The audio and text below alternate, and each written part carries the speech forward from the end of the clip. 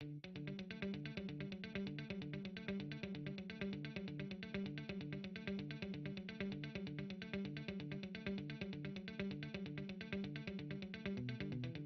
name is Melissa, I'm from Spain, and I went to university in Madrid, the capital of Spain, and also I took a year exchange in the US in Pennsylvania.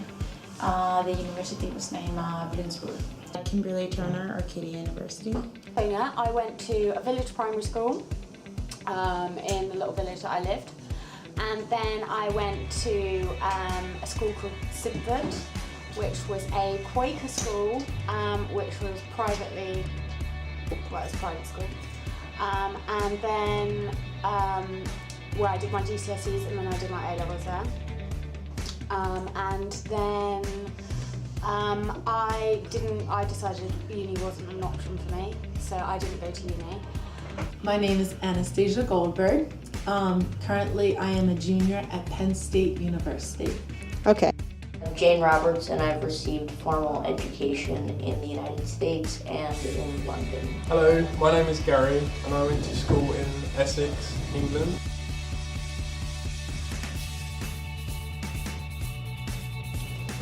I feel like in the US they put more emphasis on it. I know like when on my plane ride over here, I was sitting next to a girl from Scotland and she was 19, had just like traveled right after high school instead of going straight to university, which is expected of most American students.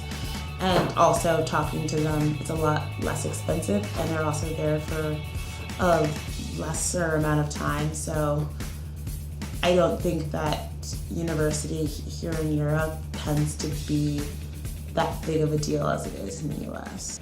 Oh, I got loans. Well, before the Conservatives took over, the loans were really cool. You just applied and then well, it's still the same process, but it costs you a lot more now.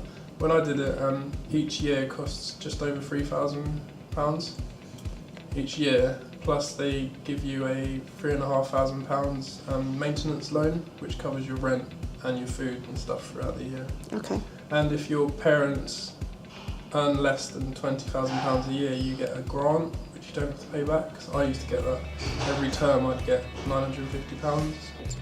It seems like here in England, there's a little less formal structure during the course of the semester. So for example, my current boss, who's just over like 12 years older than me, went to Oxford, and he said that all of his courses were 100% based on the final exam. So he was really surprised to hear me casually mentioning exams because they only count for maybe 30% of my grades because I have papers to kind of weigh out those during the course of the semester. There's one girl from Barcelona and the other one from Holland, and they only have a 2 to 3 year university. So they don't have general education courses like we do, like art, history, like courses that don't pertain to our major. They just have a focus on their major.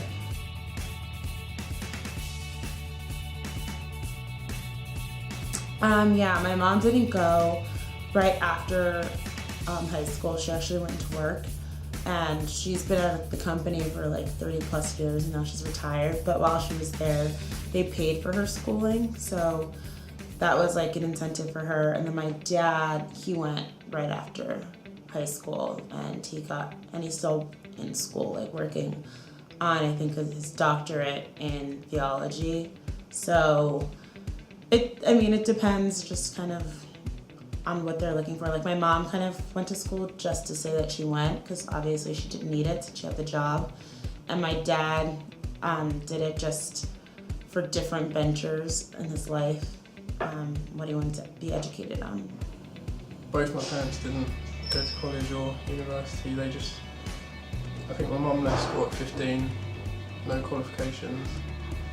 And my dad left school at 16 with qualifications, but he went on to do like work placements and stuff. So none of my parents went to uni. My dad was supposed to, he was gonna study the same thing I did, but in the end He's an artist, so he ended up like moving to Madrid as well. But he was painting and had expositions, so you know, like his career kind of went on that way, and he didn't go to uni. Neither of my parents went to uni. The majority of my friends have gone to uni. Yeah, I mean, I think literally from birth, my middle name's Yale. So my dad had high expectations for me. But also just where I went to high school, we have a 100% graduation rate and college acceptance rate. So just having that be like what your school's known for, the pressure's already on you. And just being around so many people who are just like stressing out about applying to different schools, you just know you have to go to college. It seems like kind of a basic requirement for going into any profession that I'm interested in. So it was never really like a question, it was just something that was going to be a matter of where. I really didn't have much pressure from, I mean, I was always, you know, teachers and stuff advised me that uni may be a good option. But when I sort of decided what path I wanted to take, everyone could see where I was coming from and the fact that I didn't want to go. I wasn't really sure I wanted to go to college. I just thought, because all my family had sort of worked from 16, I thought, oh, I might as well just work, earn money. So you can do that if you want to do that, but by going to college, obviously you're getting qualifications, so you can choose to do that instead and study for 2 years and then go on to university.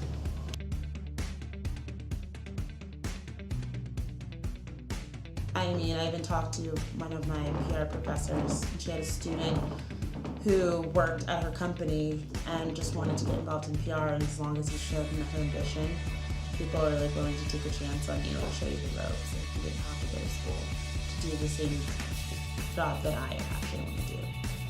Yeah, I think it's experience and what you can do, what your showroom's like.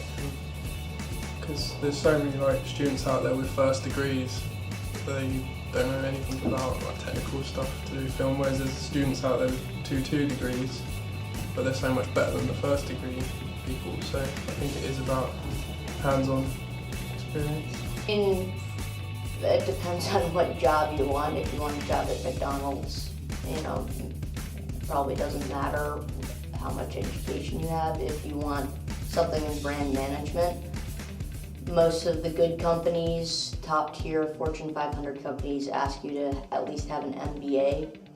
And if you don't have an MBA, you probably require almost 10 years of experience without an MBA. So Pretty much everyone that I spoke to said a degree really isn't going to help you get any further, if you know what I mean. It's a case of, you know, just because you've got a degree doesn't necessarily mean that you're going to get a job in media. So I decided against it and thought the best thing to do would be to start from the bottom and work my way up.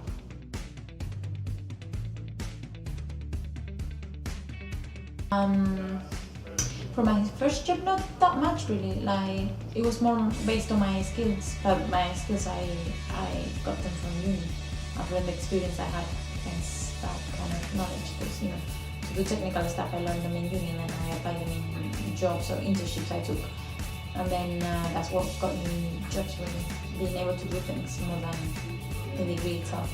I mean, I think the degree is more for me to have knowledge and to be more educated than anything else.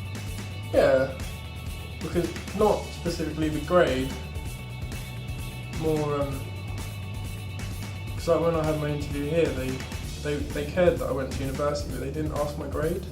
They just sort of like, oh, you went to uni, cool. I think they're more interested in people skills. And if I hadn't gone to university, I wouldn't have had 3 years of partying and meeting like loads of people and being able to deal with these situations. I think university life got me this job. Because before uni, I might have been a little bit shy.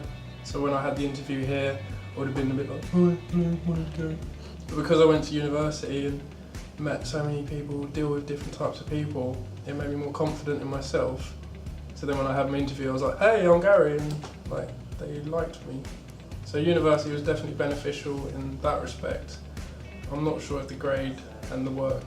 Well, actually, yeah, it made me a lot better. Well, I didn't get taught editing at uni.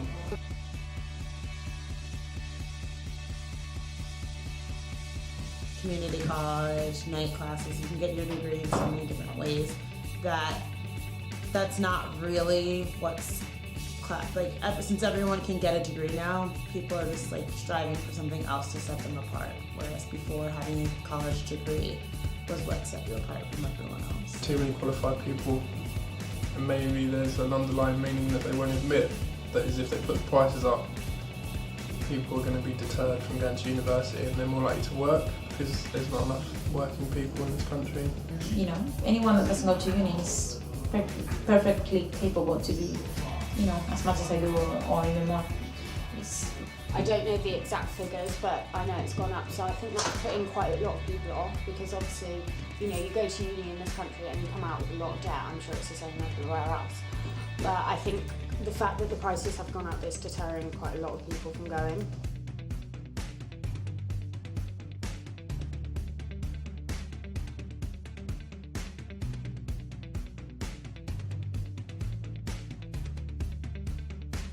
Blank, because education for me, like, I've seen people who've used it to succeed in life, and I've seen people who haven't had it, or I guess they haven't had a formal education in terms of like college to succeed. So I feel like it's what you do with yourself.